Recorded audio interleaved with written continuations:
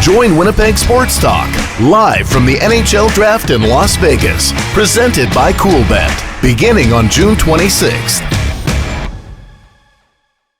Well, that is a wrap for round one of the NHL Draft here in Vegas at the Sphere. And Reem, very quiet night for the Winnipeg Jets. We heard from Kevin Cheveldayoff beforehand, who talked about Nikolai Ehlers. It certainly didn't sound like anything was imminent there.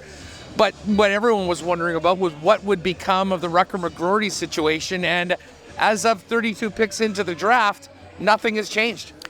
Yeah, and we, the reports on 32 Thoughts earlier this week from Elliot Friedman saying likely to be traded before the draft. And right now it's after round one, so no trades yet. Whenever they had that trade alert thing, which I'm sure we will we will talk about some of the very cool graphics here. I was like, oh, is it Winnipeg? Will they get into the first round?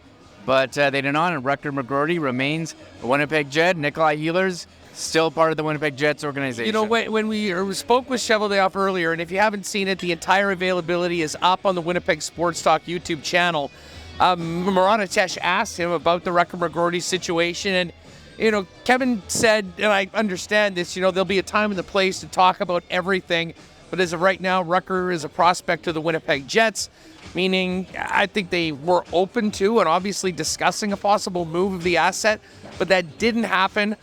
Certainly something could happen tomorrow, but they didn't use the asset as part of a package to move back into the first round. Now, the Jets do pick early tomorrow. We'll be here bright and early. Starts 8:30 Pacific time a.m., so 10:30 in Winnipeg.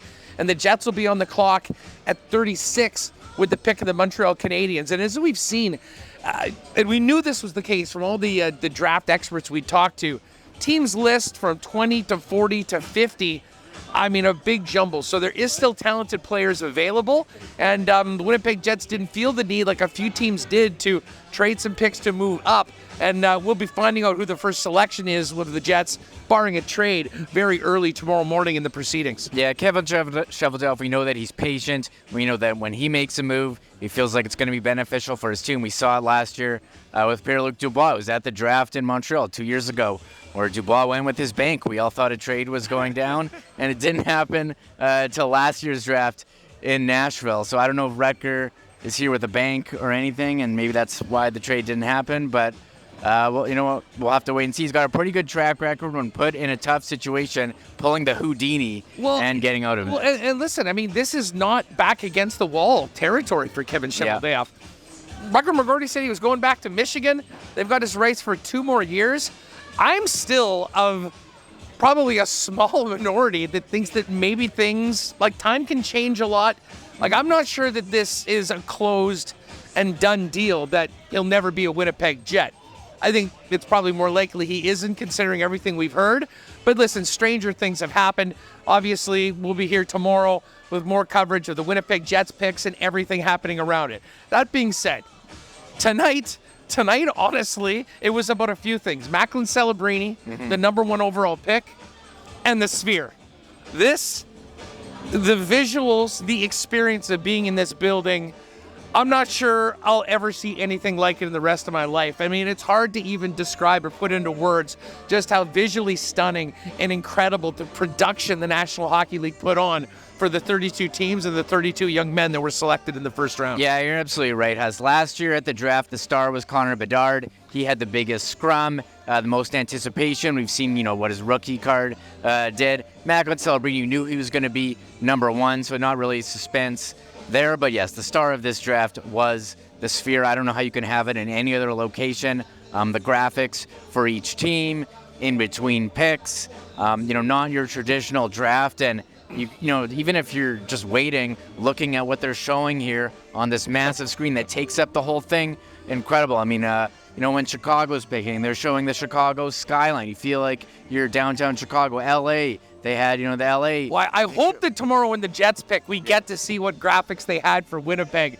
Be very disappointed we don't get that, and I assume we will. We'll have the cameras ready, and we'll try and show it to you. The one other thing that was really cool about this draft was some very special individuals that made selections. Yes. It started off at number 2 with Connor Bedard making the Blackhawks' 2nd overall pick, which I thought was really neat. Number 5, Celine Dion stole the show, coming on to pick the Habs pick, and that was a really, really cool moment considering everything that she's been going through. Marty Brodeur made the Devils pick, but for my money, the highlight of the entire night was Michael Buffer. Let's get ready to rumble. Philadelphia native getting up on the podium and making the best pick of the draft, at least the way it was picked when he said, let's get ready to rumble. It introduced Jet Prochenko, the 12th overall pick for the Flyers. Unbelievable theater here in Vegas. Yeah, you've seen that a lot in adding NFL drafts where they have special guests, but they really brought it. It's Vegas. It needs to have some kind of show element, and Celine Dion, she's done shows here for years. Obviously grew up in Quebec, and her making, I think that was a huge pop.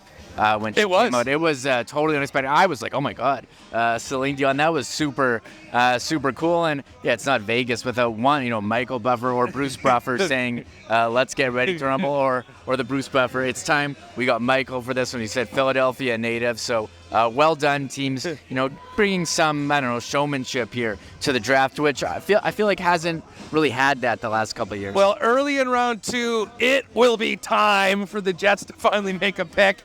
We'll hopefully, if the draft pick is here in attendance, get an interview with them, have that for you, as well as complete coverage of everything that goes down with the Winnipeg Jets selections, as well as any potential player movement involving the club, as well as hearing from Kevin Shibble-Dayoff and their director of scouting, Mark Hillier, at the end of the event. So that's going to be a wrap for night 1 and round 1 of the NHL Draft. Pop back in by our YouTube channel as well as all our socials at Sports Talk WPG for more from WST at the NHL Draft presented by Coolbet. We'll see you tomorrow from Vegas.